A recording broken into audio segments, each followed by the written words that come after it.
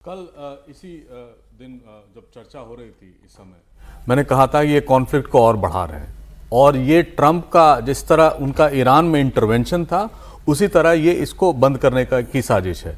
और ट्रंप ये बखूबी जानते हैं कि ये पॉसिबल नहीं है। पॉसिबल इसलिए भी नहीं है कि ईरान इसका प्रतिकार करेगा। ईरान पहले भी प्रतिकार कर चुका है उन स्टेट्स पे, जीसीसी कंट्रीज पे, यहां भी वो करेगा। और मैंने कल एकदम क्लियरली कहा था अब चीन इसमें इन्वॉल्व होने जा रहा है, वही हो रहा है क्योंकि तेल तो सबसे ज्यादा वहां। और चीन को दूसरा डर है, कल को अमेरिका कहे कि हम मलाक्का स्ट्रेट बंद कर रहे हैं, इंडोनेशिया मलेशिया को कॉन्फिडेंस में ले ले सिंगापुर, और कहे तो उनका तो व्यापार ही बंद हो जाएगा। तो डबल प्रिंसिपल यहां, एक तो freedom of navigation of rights जो दुनिया को है, और दूसरा कि यहां से तेल उनका आता है और ईरान उनके साथ उनका एक बहुत बड़ा आप कहें एग्रीमेंट है जो $35 बिलियन का 5 साल का एग्रीमेंट था, जहां उन्होंने कहा था कि हम तेल बदस्तूर जारी रखेंगे। तो वैसे शर्त पर क्या ये एनफोर्सेबल है और क्या इससे दुनिया, ट्रंप चाहते क्या थे? ट्रंप चाहते थे कि इसमें पूरी दुनिया इन्वॉल्व हो जाए। बंद हो जाएगा तो पूरी दुनिया आएगी मेरे पास, कहते थे सर निकलवा दो, जैसा वो कहते भी आए हैं।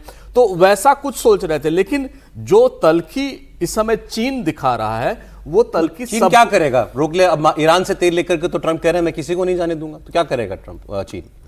चीन अपना इंटरवेंशन करेगा। चीन अपने आप को दिखाएगा कि वो भी पावरफुल है। और वो जब बार बार हम कह रहे थे ना चीन इसमें इन्वॉल्व नहीं होगा, ये कहीं ना कहीं चीन को इसमें इन्वॉल्व करना चाह रहे हैं। वो इसलिए भी इन्वॉल्व करना चाह रहे हैं कि उनको लग रहा है कि अब ये मेरे लिए संभव नहीं है, अमेरिका के लिए संभव नहीं है कि इसको एनफोर्स करे। यूरोप ने पहले ही मना कर दिया, तो वो किसी भी तरह चाह रहे हैं चीन इसमें इन्वॉल्व हो। युद्ध हो या नहीं हो ये तो बाद की बात है, या टकराव हो या ना हो बाद की बात है, लेकिन वो चाहते हैं कि चीन इन्वॉल्व हो और इसको खुलवाए। एक बार ये जरा ट्रंप वाला जो आपके सामने पोस्ट चल रहा था ना सर, एक सेकंड इसी पर।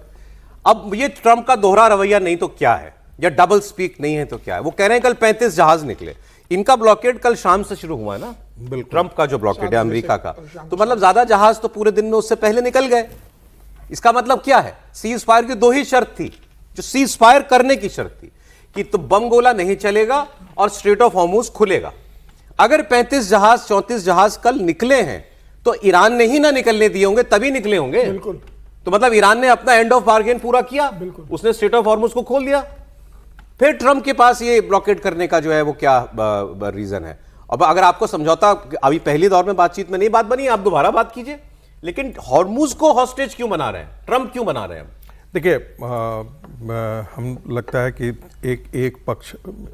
एक बात हम भूल रहे हैं, और वो ये कि समझौते को ईरान कह रहा है कि हमको टोल वसूल करने की इजाजत थी।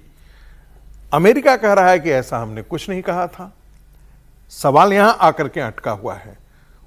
सवाल इस बात पर नहीं है कि हॉर्मुज नहीं खुला है, वो तो कह रहा है कि हम तो जाने दे रहे हैं और एहतियात बरतें, ताकि चूंकि हमने माइंस लगा रखा है, इसलिए यदि आपके जहाज गुजर रहे हैं और हमसे बात कर लेते हैं आप, तो हम वो सुरक्षित निकल जाएंगे, इसलिए हम इतना, नहीं तो ईरान की तरफ से बार बार ये आ रहा है। लेकिन मैं फिर भी मानता हूं कि ये इकोनॉमिक टेररिज्म है। आप एक इंटरनेशनल वाटर को, ट्रंप को हम कल तक गालियां दे रहे थे। क्यों गालियां दे रहे थे भाई? क्योंकि आप बम्बार्डिंग करके पूरे दुनिया को जो है वो आपने आर्थिक संकट में डाल दिया, एनर्जी सिक्योरिटी को आपने चौपट कर दिया है। तब कल तक हम ट्रंप को गाली दे रहे थे। सवाल यह है कि जब एक इंटरनेशनल वाटर है तो उसको आपने क्यों ब्लॉकेज किया है और किन कारणों से आपने उस पर? अमेरिका कहता है कि वो टोल ले रहा है, ईरान कहता है कि हम टोल ले नहीं रहे हैं, और टोल के कारण ही अमेरिका ने क्या किया है कि ब्लॉकेज कर रहा है। ब्लॉकेज इसलिए कर रहा है, ब्लॉकेज के कारण होगा क्या कि अब ईरान की तरफ नहीं जाएंगे। और कल भी हम लोगों ने इस बात का हम लोगों ने जिक्र किया था कि ये चीजें क्या चीन को स्वीकार होगा, क्या ये चीजें भारत को स्वीकार होगी, क्या ये चीजें सिंगापुर और जापान को स्वीकार होगा? क्योंकि हमारे ट्रेड इससे बाधित हो रहे हैं। अमेरिका का तो कुछ नहीं बिगड़ रहा है, सर एक जरा इस खबर हमारा बर्बाद हो रहा है। इस खबर पर हम लोग लौटेंगे, लेकिन आपको पहले मैं